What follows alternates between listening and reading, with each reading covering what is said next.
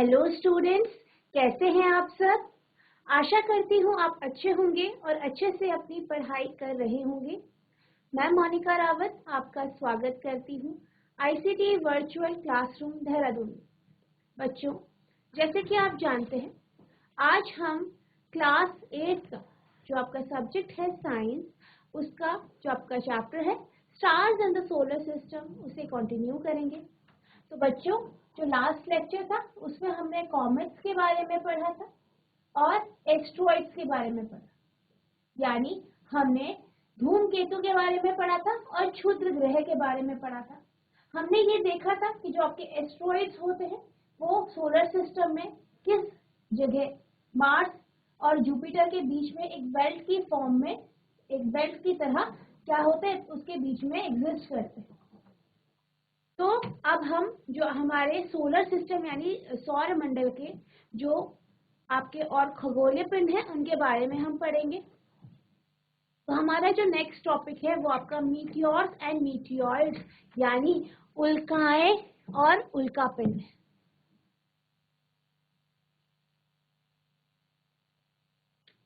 तो हमारा जो नेक्स्ट टॉपिक है वो क्या है, मीटियोइड्स एंड मीटियोराइट्स यानी उल्काएं तथा उल्का। तो जैसे कि आप यहाँ पे एक इमेज देख सकते हैं, आपको यहाँ पे इमेज दिखाई दे रही होगी। यहाँ पे आपको क्या दिखाया गया है, एक कॉमेट, जैसे कि हमने अभी पढ़ चुके हैं कॉमेट यानी धूमकेतु के बारे में दिखाया गया है। जैसे कि मैंने आपको बताया कि कैसी होती है ये, एक इसका क्या होता है, एक हेड होता है और एक टेल होती है, ठीक है, टेल यानी पूंछ होती है। और जब भी ये सूर्य के पास आता है यानी जब ये परिक्रमा करता है और सूर्य के नजदीक आता है तो जो इसकी पूंछ होती है यानी जो इसकी टेल होती है वो लंबी हो जाती है और किसके विपरीत होती है, सूर्य के विपरीत यानी उसके ऑपोजिट साइड में ये इसकी पूंछ होती है। तो हमने कॉमेट देखा था, कॉमेट के बारे में देखा था कि कॉमेट होता क्या है।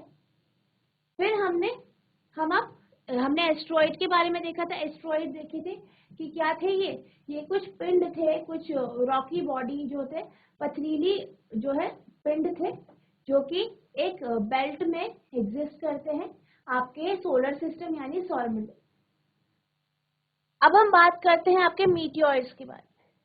तो बेसिकली जो मीटियोर्स होते हैं आप यहाँ पे देख सकते हैं, इस तरीके से मीटियोर्स होते हैं जो कि क्या होते हैं, ये क्या होते हैं कि टुकड़े होते हैं, कुछ पिंड होते हैं, टुकड़े होते हैं, जो क्या होता है जब वो पृथ्वी के अंदर जाते हैं यानी पृथ्वी की अंदर उसके एटमॉस्फेयर में जब वो जाते हैं तो आपका जो फ्रिक्शन होता है यानी घर्षण के कारण उसमें क्या हो जाता है, वो उसमें आग लग जाती है, वो हीट अप हो जाता है यानी उसमें क्या हो जाती है, गर्मी आ जाती है या ऊष्मा वो उत्पन्न करने लगता है, जिस कारण हमें ऐसा लगता है कि वो जल रहा है। और फिर वो क्या करता है, वाष्पीकरण होता है उसका, ठीक है, इवेपोरेशन होता है और एकदम से वो क्या हो जाता है, वाष्पीकरण होता है, इवेपोरेशन होता है, उसके बाद वो बुझ जाता है यानी उसकी जो हीट होती है या जिसकी वजह से वो हमें ऐसा लगता है कि वो जल रखा है, वो बंद हो जाता है और हमें थोड़ी देर के लिए एक ब्राइट स्लीप या फिर आप कह सकते हैं कुछ चमकीला सा हमें दिखाई दे।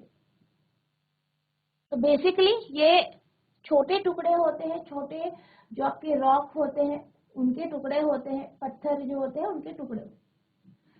अब हम बात करें अगर मीटियोइड्स की, तो मीटियोइड्स क्या होते हैं, ये बड़े बड़े पत्थर या बड़े बड़े जो पिंड होते हैं वो होते हैं।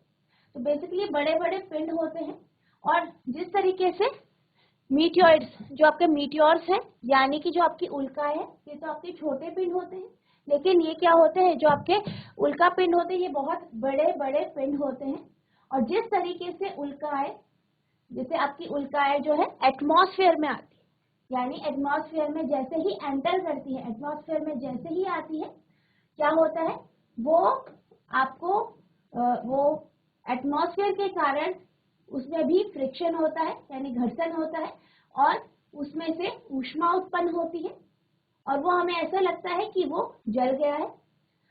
लेकिन जो ये पिंड होते हैं ये बहुत बड़े होते हैं, तो ये जल्दी से इसका जो इवेपोरेशन होता है, वाष्पीकरण, वो जल्दी से नहीं हो पाता और जब तक ये पृथ्वी में जाते हैं या पृथ्वी में गिरते हैं तब तक ये जलते हुए दिखाई देते।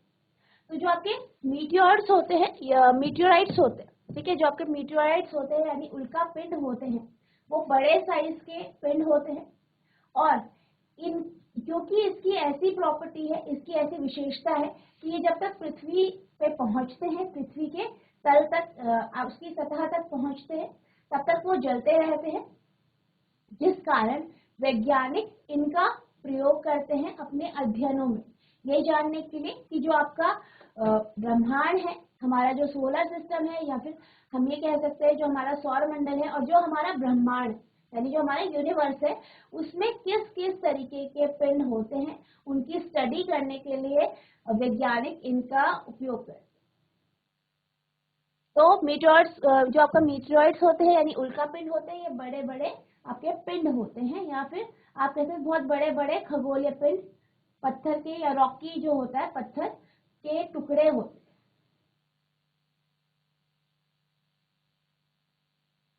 A meteor is usually a small object that occasionally enters the Earth's atmosphere. उल्का सामान्यतः छोटे पिंड होते हैं। जैसे कि मैंने आपको बताया उल्का कैसे होते हैं, छोटे पिंड होते हैं जो यथा सदा पृथ्वी के वायुमंडल में प्रवेश कर देते हैं या कर जाते हैं। At that time it has a very high speed. यानी उस समय इनकी अति उच्च चाल होती है, यानी उनकी जो स्पीड होती है, उनकी क्या होती है, स्पीड, यानी जो उनकी चाल होती है वो बहुत ही ज्यादा होती है। The friction due to the atmosphere heated up, वायुमंडलीय घर्षण, ठीक है, जो इसका वायुमंडलीय घर्षण होता है, इसकी वजह से, इसके कारण ये तप्त होकर जल उठते हैं। क्या होते हैं, जल उठते हैं। जैसे कि मैंने आपको बताया, जैसे ये एटमॉस्फेयर यानी वायुमंडल में एंटर करते हैं, वायुमंडल में आते हैं, वैसे ही वायुमंडलीय घर्षण यानी जो आपका एटमॉस्फेरिक फ्रिक्शन है, इसके कारण ये क्या हो जाते हैं, जल उठते हैं, ठीक है, जल जाते हैं, हीट अप हो जाते हैं। It glows and evaporates quickly, यानी चमक के साथ शीघ्र ही वाष्पित हो जाते हैं। That is why the bright streak lasts for a very short time. यानी यही कारण है कि प्रकाश की चमकीली धारी अति अल्प समय के लिए दृष्टिगोचर होती है। यानी कि जैसे कि मैंने आपको बताया, जो आपके मीटियोर्स होते हैं यानी जो आपकी उल्का होती है, वो कैसे होते हैं, वो छोटे पिंड होते हैं, स्मॉल ऑब्जेक्ट्स होते हैं, और जैसे ही वो पृथ्वी के एटमॉस्फेयर यानी वायुमंडल में जैसे ही वो एंटर करते हैं, आते हैं, तो फ्रिक्शन के कारण, यानी जो आपका फ्रिक्शन होता है यानी घर्षण जो होता है, ठीक है, जैसे ही वो एटमॉस्फेयर यानी वातावरण में एंटर करते हैं, तो जैसे ही वो एंटर करते हैं, उसमें आते हैं, वातावरण में से गुजरते हैं, तो वहां से क्या होता है, एक वातावरण में के कारण उनमें घर्षण उत्पन्न होता है यानी फ्रिक्शन होता है, जिस कारण उसमें वो हीट अप हो जाते हैं यानी जल जाते हैं, और हमें ऐसे दिखते हैं कि वो जल गए, और धीरे धीरे करके वो इवेपोरेट यानी वाष्पित हो जाते हैं। इवेपोरेशन होता है उनमें, और इवेपोरेशन उनका होता है, और वो काफी क्विक इवेपोरेशन होता है, काफी जल्दी हो जाता है। और जो आपकी उल्काएं होती हैं, ठीक है, जो आपकी उल्काएं होती हैं, इनकी स्पीड भी बहुत ज्यादा होती है, जिस कारण ये हमें चमकीली धारी की तरह दिखाई देती है, और बहुत ही कम समय के लिए यानी बहुत कम टाइम ड्यूरेशन के लिए हमें दिखाई देती है।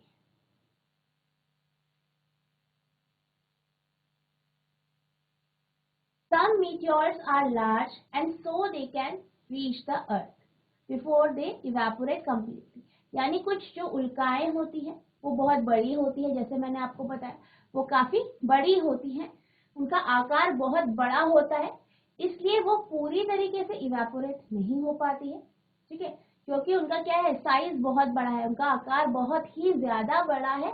इस कारण इस कारण वो जल्दी से वाष्पित यानी इवेपोरेट नहीं हो पाती है। The body that reaches the earth is called meteors. तो क्या होता है, इवेपोरेशन होने से पहले वो क्या होता है, पृथ्वी पे पहुंच जाती है, जैसे मैंने आपको बताया। और इन बॉडीज को हम क्या कहते हैं, इन पिंडों को हम मीटरॉइड कहते हैं, यानी उल्का पिंड कहते हैं। क्या कहते हैं इन्हें, हम उल्का पिंड कहते हैं, क्योंकि ये बहुत ज्यादा बड़े होते हैं। आपका मीटियोर और मीटरॉइड यानी उल्का और उल्का पिंड में यही फर्क है। जो आपका उल्का होती है वो छोटे साइज की होती है, यानी उनका आकार छोटा होता है। और अगर हम बात करें आपकी जो उल्का पिंड है, उनका साइज, उनका आकार बहुत ही ज्यादा बड़ा होता है। Meteoroids help scientists in investigating nature of material from which solar system was formed। यानी जो आपके क्या होती है, उल्का पिंड होती है, क्या होती है आपकी जो उल्का पिंड होती है, ये वैज्ञानिकों को मदद करती है ये जानने में कि जो आपका सोलर सिस्टम है, क्या है आपका सोलर सिस्टम यानी जो सौर परिवार है, वो किस तरीके के मैटर का बना है, यानी किस तरीके का पदार्थ जो होता है, उसके पदार्थ की जो प्रकृति है वो कैसी है, वो किस तरीके के मैटर यानी पदार्थ का बना है। तो ये जानने में आपका जो मीटियोइड्स होते हैं, ठीक है, जो आपके मीटियोइड्स होते हैं यानी जो आपके उल्का पिंड होते हैं, वो मदद कर। और आप यहाँ पे उल्का पिंड की इमेज देख सकते हैं। इस तरीके से जो आपकी उल्का पिंड होती है वो काफी बड़े साइज का पिंड होता है, बहुत बड़े साइज का होता है। और जैसे ही वो एटमॉस्फेयर यानी वातावरण में एंटर करता है, वो घर्षण के कारण क्या होता है, जल जाता है। और जल्दी से वो इवेपोरेट नहीं हो पाता, वाष्पीकरण उसमें नहीं हो पाता, तो वो इस तरीके से जलता हुआ पृथ्वी के अंदर पहुंच जाता है। और आप जो ये है, ये आपकी इमेज है किसकी, आपकी मीटियोर्स यानी उल्का की है। तो इस तरीके से जब उल्का जो उल्का है यानी मीटियोर्स है, जैसे ही वो एटमॉस्फेयर यानी जो आपका एटमॉस्फेयर है, ठीक है, आपका जो एटमॉस्फेयर है यानी वायुमंडल है, जैसे ही वो उसमें एंटर करती है, उसमें आती है, तो फ्रिक्शन यानी घर्षण के कारण वो जल जाती है। पर जो आपके उल्का होती है वो छोटे साइज के पिंड होते हैं, यानी उनका जो आकार होता है वो बहुत छोटा होता है, तो जो वाष्पीकरण होता है वो जल्दी से हो जाता है। इसलिए हमें कुछ समय के लिए ही आसमान में इस तरीके से एक ब्राइट स्लिट या चमकीली सी धारा या धार जो है, चमकीली सी स्लिट दिखाई देती है। और जो आपके मीटियोर्स होते हैं, इनको ही शूटिंग स्टार्स कहते हैं, यानी टूटता हुआ तारा। और जैसे कि आप जानते हैं, ये कोई तारे नहीं है, ये क्या है, ये खगोलीय पिंड है, ठीक है, खगोलीय पिंड है जो पृथ्वी में जैसे ही आते हैं, उसके एटमॉस्फेयर यानी उसके वायुमंडल में जैसे ही एंटर करते हैं, वहां घर्षण के कारण ये जल जाते हैं। तो हमें ऐसा लगता है कि ये क्या है, तारे हैं, इसलिए इनका नाम शूटिंग स्टार, क्या पड़ा इनका नाम, शूटिंग स्टार पड़ा। या फिर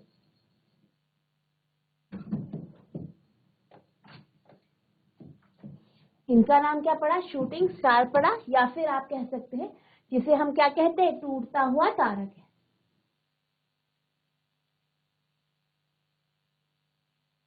अब हम बात करते हैं मीटियोर शावर की, यानी उल्का वृष्टि की हम बात करते हैं।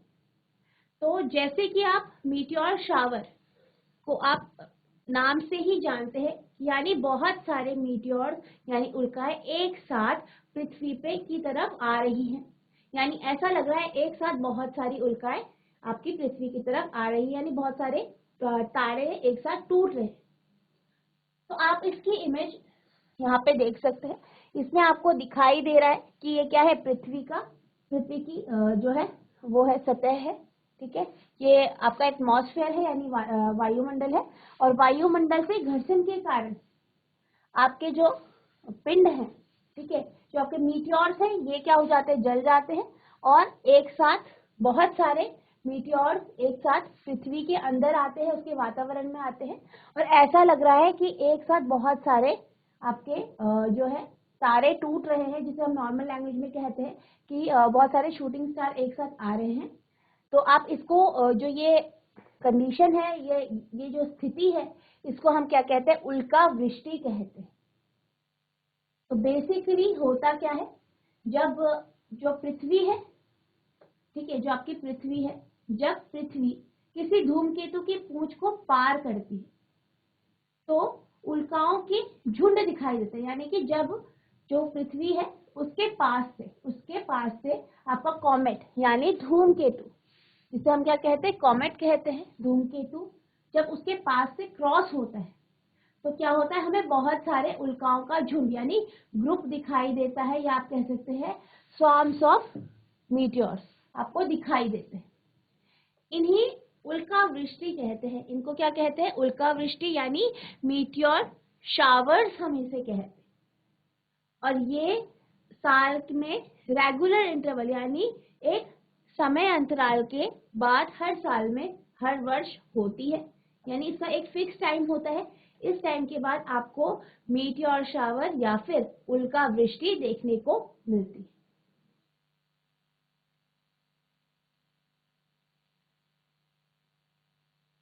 अब हमारा जो नेक्स्ट टॉपिक है वो है आर्टिफिशियल सैटेलाइट यानी कृत्रिम उपग्रह। तो जैसे कि हमने उपग्रह के बारे में पढ़ा था, हमने जो सौरमंडल के 8 ग्रह हैं उनके उपग्रहों के बारे में देखा था कि कौन से ऐसे प्लैनेट्स हैं, कौन से ऐसे ग्रह हैं जिनके उपग्रह नहीं हैं, और कौन से ऐसे प्लैनेट हैं और जिनके कौन कौन से उपग्रह हैं, ये हमने देखे थे। और उनके ये भी देखे थे कि कौन से ग्रह के कितने उपग्रह हैं। वो हमने बात की थी नेचुरल सैटेलाइट्स यानी प्राकृतिक उपग्रहों की हमने बात की थी। अब हम आर्टिफिशियल सैटेलाइट यानी कृत्रिम उपग्रह की बात करते हैं। तो जैसे कि कृत्रिम या फिर आर्टिफिशियल से आप जान सकते हैं कि ये जो सैटेलाइट्स होती हैं यानी ये जो उपग्रह होते हैं ये नेचुरल नहीं होते यानी प्राकृतिक नहीं होते, यानी कि नेचुरली ये फॉर्म नहीं हुए, यानी ये अपने आप नहीं बने, बल्कि इसे बनाया गया है किसी एक पर्टिकुलर उद्देश्य के कारण। तो बेसिकली जो आपके आर्टिफिशियल सैटेलाइट्स होती है यानी कृत्रिम उपग्रह होते हैं, ये मैन मेड सैटेलाइट्स होती है यानी मानव निर्मित उपग्रह होते हैं, और इसे पृथ्वी में बनाया जाता है और पृथ्वी से ही इन्हें लॉन्च किया जाता है यानी इनका प्रमोशन किया जाता है। तो आप सैटेलाइट आर्टिफिशियल सैटेलाइट की फोटो यहाँ पे देख सकते हैं। ये आर्टिफिशियल सैटेलाइट है। आपका जो आर्टिफिशियल सैटेलाइट है वो कुछ इस तरीके से दिखाई देता है।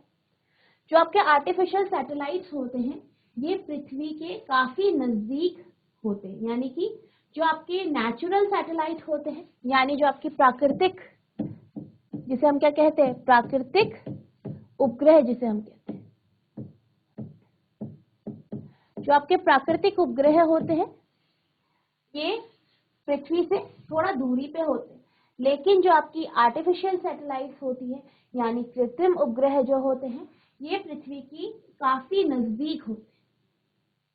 इनका उपयोग हम किसी उद्देश्य के लिए करते हैं, जैसे कि हम वेदर फोरकास्टिंग के लिए करते हैं कि मौसम के बारे में जानने के लिए कि मौसम कैसा होगा, उसको जानने के लिए हम कृत्रिम उपग्रह का इस्तेमाल करते हैं। हम कृत्रिम उपग्रह का इस्तेमाल रिमोट सेंसिंग के लिए करते हैं, यानी किसी दूर स्थित कोई भी ऑब्जेक्ट या कोई वस्तु है, कोई भी चीज है, उसे डिटेक्ट करने के लिए, उसे जानने के लिए कि वहां पे कौन सी वस्तु है, हम इसका प्रयोग करते हैं।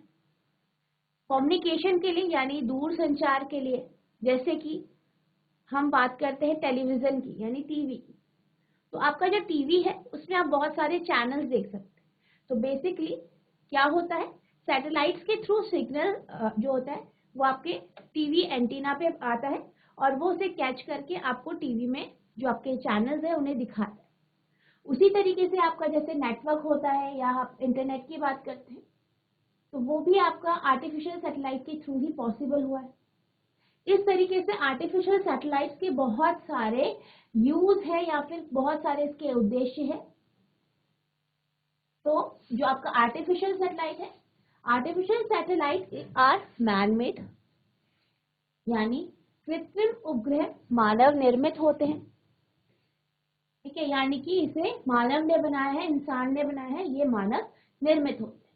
They are launch from the earth यानी इनका प्रमोशन पृथ्वी से किया जाता है। यानी अर्थ से इन्हें क्या किया जाता है, लॉन्च किया जाता है।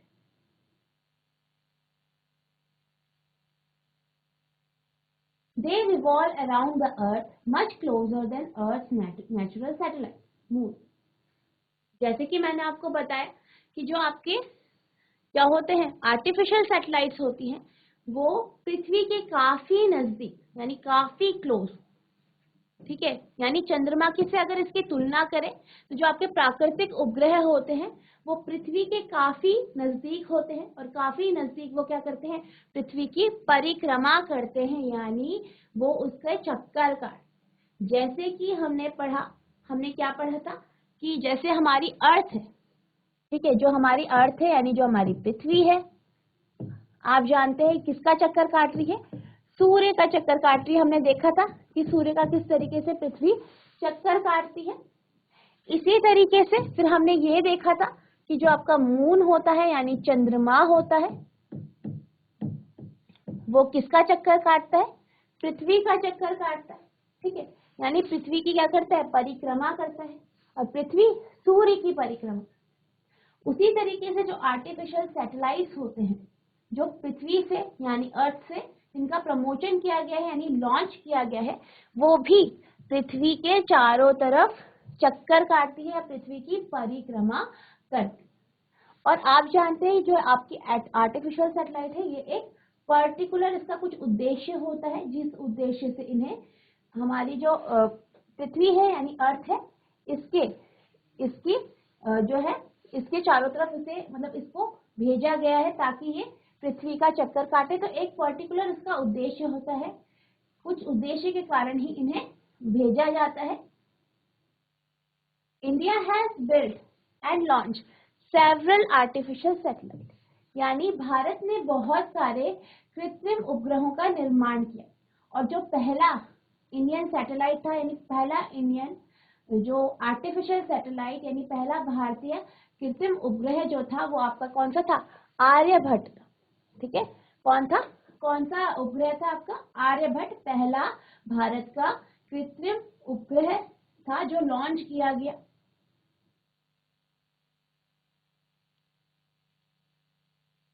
अब कुछ आपकी जो इंडियन सैटेलाइट्स है आपको यहाँ पे दिखाई दे रही होंगी, आपको मैंने यहाँ इमेज आप देख सकते हैं।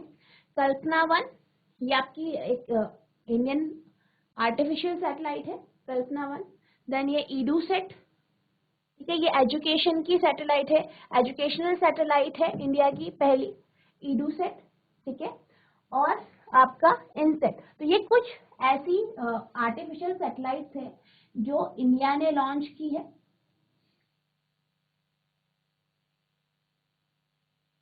अब हम बात करते हैं जो हमारी आर्टिफिशियल सैटेलाइट होती है उनके एप्लीकेशन यानी उनके अनुप्रयोगों की, कि हमने आर्टिफिशियल सैटेलाइट जो भेजी है उनका आखिर काम क्या क्या होता है। इनका हम प्रयोग वेदर फॉरकास्टिंग यानी मौसम की भविष्यवाणी के लिए करते हैं, ताकि हम ये जान पाए कि आखिर हमारे एरिया या हमारे क्षेत्र का मौसम कैसा होगा। तो बेसिकली जैसे कि आजकल आप अपने मोबाइल फोन में देख सकते हैं या न्यूज में सुनते हो कि आपको पहले ही बता दिया जाता है कि इतनी से इतनी तारीख को आपकी मौसम खराब रहेगा, बारिश होगी। तो बेसिकली जो आपको ये इंफॉर्मेशन या ये जानकारी आपको जो दी जाती है वो सैटेलाइट से जो होता है, आपकी जो सैटेलाइट्स होती हैं आर्टिफिशियल सैटेलाइट्स है उनकी मदद से ही आपको दी जाती है। उनसे ही ये देखा जाता है कि आगे भविष्य में मौसम कैसा होगा, ये देखा जाता है, और उसी से ये देखा जाता है, उनकी जो एक्सपीरियंस होते हैं, उनकी जो ऑब्जर्वेशन होती है, उसके बेसिस में वो बता पाते हैं कि आखिर आगे या आगे के जो दिन होंगे उनमें मौसम कैसा होगा, या किसी एक पर्टिकुलर एरिया या किसी जो क्षेत्र है उसमें मौसम कैसा होगा, वो आपके आर्टिफिशियल सैटेलाइट की मदद से ही बताए जाते हैं। Next, transmitting television and radio signal. जैसे कि आपके जो रेडियो होते हैं उसमें आपने देखा होगा कि चैनल्स आप एक पर्टिकुलर चैनल पे ट्यून करते हो, जैसे आपको FM सुनना है तो आप चैनल पे ट्यून करते हो, तब आप उस चैनल को सुन पाते।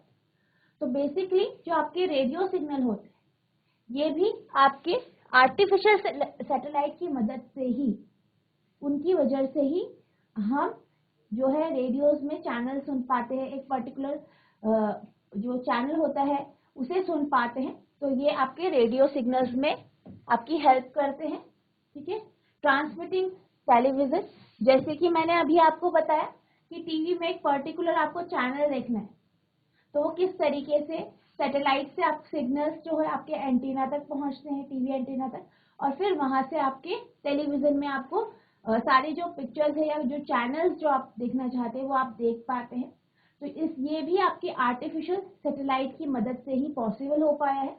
देन टेलीकम्युनिकेशन, टेलीकम्युनिकेशन मतलब दूर संचार, जैसे कि हम फोन में बातें कर पाते हैं या इंटरनेट में आप वीडियो कॉल्स कर पाते हैं। तो ये सब जो है, इंटरनेट हो गया आपका, फोन कॉल्स हो गई आपकी, ये सब भी जो है आपकी, यानी जो ये सब चीजें किस में आती है, टेलीकम्युनिकेशन यानी दूर संचार में आती है। और ये भी आपका जो पॉसिबल हो पाया है, या फिर ये भी आर्टिफिशियल सैटेलाइट जो है यानी कृत्रिम उपग्रह है, इन्हीं के कारण ये भी पॉसिबल हो पाया है कि हम दूर संचार कर पाते हैं। नेक्स्ट, रिमोट सेंसिंग यानी सुदूर संवेदन। तो बेसिकली जो रिमोट सेंसिंग होती है, रिमोट सेंसिंग भी हम आर्टिफिशियल सैटेलाइट यानी कृत्रिम उपग्रह की वजह से ही हम कर पाते हैं। इससे हम किसी दूर जगह के बारे में हम जानकारी ले पाते हैं, एक दूसरी जगह पे रह के, यानी कि आप पृथ्वी की दूसरी किसी जगह पे हैं और किसी दूसरी जगह के बारे में आप जानकारी रिमोट सेंसिंग के माध्यम से ले पाते हैं। तो आपकी जो आर्टिफिशियल सैटेलाइट है, इसका जो है बहुत बड़ा महत्व है हमारे टेलीकम्युनिकेशन सेक्टर में। हमारे जो आपका वेदर फॉरकास्टिंग है, रिमोट सेंसिंग है, हर जो आपका क्षेत्र है या हर जो आपकी फील्ड है, उसमें आपके आर्टिफिशियल सैटेलाइट का बहुत बड़ा योगदान है।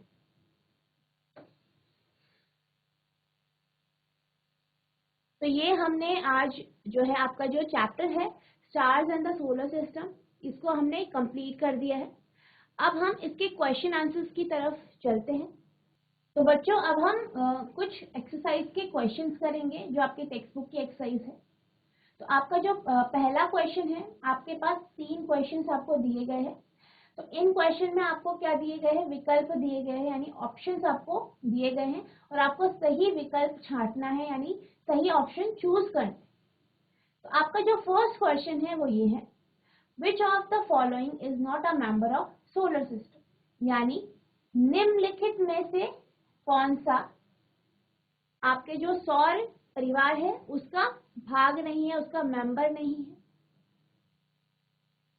तो आपके जो ऑप्शंस हैं वो ये है, पहला एन एस्ट्रॉइड, यानी पहला आपका क्या है, क्षुद्र ग्रह।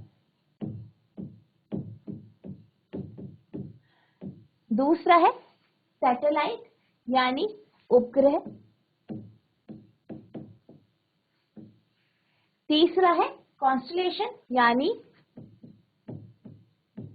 तारामंडल।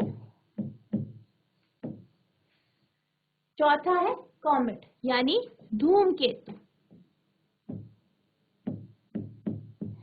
यानी कि आपको ये बताना है कि जो आपको ये ऑप्शंस दिए गए हैं, इनमें से कौन सा एक ऑप्शन ऐसा है, एक विकल्प ऐसा है जो सोलर सिस्टम, ठीक है, यानी सौर मंडल या सौर परिवार का भाग नहीं है। आपको ये बताना। तो बेसिकली जब हमने सौर मंडल के भागों के बारे में पढ़ा, तो हमने किसके बारे में पढ़ा, हमने उपग्रहों के बारे में पढ़ा, यानी सैटेलाइट्स के बारे में पढ़ा, हमने क्षुद्र ग्रह के बारे में पढ़ा, कॉमेट्स के बारे में पढ़ा, यानी धूमकेतु के बारे में पढ़ा, मीटियोर और आपके जो उल्का या उल्का पिंड होते हैं उनके बारे में पढ़ा, प्लैनेट्स यानी ग्रहों के बारे में पढ़ा, और आर्टिफिशियल सैटेलाइट्स के बारे में। तो जो आपका क्वेश्चन है, यानी कि सौर मंडल का उसका जो भाग, कौन सा ऐसा ऑप्शन है जो उसका भाग नहीं है, तो इसका आंसर होगा कॉन्स्टलेशन। कॉन्स्टलेशन, जैसे कि आप जानते हैं कि कॉन्स्टलेशन का मतलब क्या होता है, तारामंडल। तारामंडल यानी ग्रुप ऑफ स्टार्स, यानी तारों का समूह, जो एक फिगर आपको दिखाता है, यानी एक कोई ऐसा फिगर दिखाता है जो कि एक नॉर्मल फिगर होता है जिसे आप जानते हैं। तो और आप ये जानते हैं कि जो तारे होते हैं वो जो है पृथ्वी से बहुत ज्यादा दूरी पे है, और हमारा जो आपका सोलर सिस्टम है यानी सौर मंडल है उससे भी काफी दूरी पे वे स्थित। तो हम ये कह सकते हैं कि जो आपका कॉन्स्टलेशन होता है यानी कि तारामंडल होता है, ठीक है, जो आपके तारामंडल होते हैं ये हमारे सौरमंडल का भाग नहीं है। क्या नहीं है? सौरमंडल का भाग नहीं है। आपका नेक्स्ट क्वेश्चन है, which of the following is not a planet of sun, यानी इनमें से कौन सा जो सन है, सूर्य है, उसका ग्रह नहीं है, उसका ग्रह नहीं है। तो आपके पास जो ऑप्शंस हैं वो ये हैं, ए साइरस, बी मरकरी, मरकरी मतलब बुध, सैटर्न यानी शनि, अर्थ यानी पृथ्वी, और ये आपका है साइरस, ठीक है, साइरस। तो आपको ये बताना है इनमें से कौन सा ऐसा ग्रह है जो सूर्य का ग्रह नहीं है, मतलब इनमें से कौन सा ऐसा है जो सूर्य का ग्रह नहीं है। Which of the following is not a planet of sun, यानी इनमें से कौन सा सूर्य का ग्रह नहीं है। तो इसका जो आंसर है वो आपको ऑप्शन ए है, यानी साइरस। तो जैसे कि जब हमने प्लैनेट्स के बारे में पढ़ा और स्टार्स के बारे में पढ़ा, यानी कि हमने ग्रहों के बारे में पढ़ा था और तारे के बारे में पढ़ा था, तो हमने ये देखा था कि जो आपका साइरस स्टार है यानी साइरस तारा है, ये हमारे आकाश का सबसे चमकीला तारा है। तो तब हमने इसके बारे में पढ़ा था, साइरस के बारे में। तो जो आपका साइरस होता है वो क्या होता है? एक तारा होता है, यानी वो पृथ्वी से बहुत ज्यादा दूरी पे है और वो सूर्य का ग्रह नहीं है। तो बच्चों, मैं आशा करती हूँ जो मैंने आज आपको पढ़ाया, आपको जो मैंने उल्का और उल्का पिंड के बारे में पढ़ाया और कृत्रिम उपग्रह के बारे में पढ़ाया, आपको समझ में आ गया होगा। और जो आज हमने क्वेश्चंस करे वो भी आपको समझ में आ गए होंगे। तो बच्चों, आज के लिए बस इतना ही। मिलते हैं आप नेक्स्ट लेक्चर में, तब तक के लिए thank you and have a nice.